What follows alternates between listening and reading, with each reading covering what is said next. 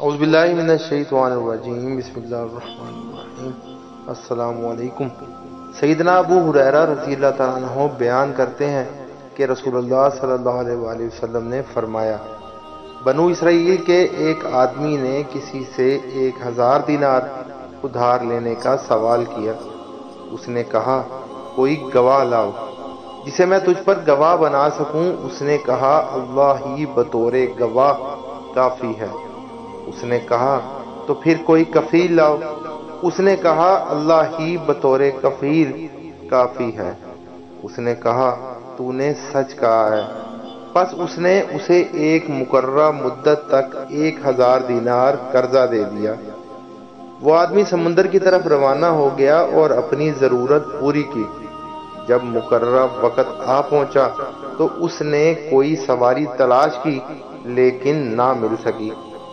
سو اس نے ایک لکڑی لی اور اس میں کھدائی کر کے 1000 دینار رکھ دیا اور ان کے مالک کی طرف ایک خط لکھا اور لوہے وغیرہ کے ذریعے اس سوراخ کو بند کر دیا۔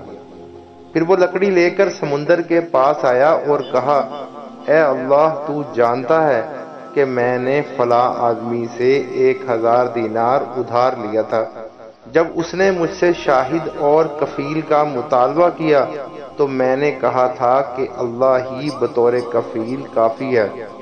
وہ تیری کفالت پر راضی ہو گیا تھا اور اب میں نے سواری تلاش تو کی تاکہ اس کا اس تک پہنچا دوں، لیکن سواری نہیں مل رہی۔ اب میں اس مال کو تیرے سپرد کرتا ہوں۔ پھر اس نے وہ لکڑی سمندر میں پھینک دی۔ ادھر ادھار دینے والا آدمی اس غرض سے نکلا کہ شاید کوئی سوار کسی سواری پر سوار ہو کر میرا قرضہ چکانے کے لیے میرا مال لے کر آ رہا ہو۔ اچانک اسے سمندر کے کنارے پر ایک لکڑی نظر آئی جس میں اس کا مال تھا۔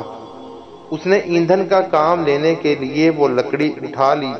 جب اسے توڑا تو اسے مال اور خط موصول ہوا۔ اس نے وہ لے لیا۔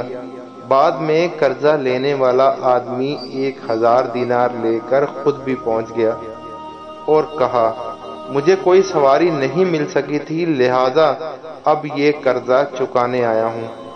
قرضہ دینے والے نے کہا، اللہ تعالیٰ نے مجھ تک وہ چیز پہنچا دی جو تو نے لکڑی میں بھیجی تھی۔ سو وہ کامیاب ہو کر واپس پلٹ گیا۔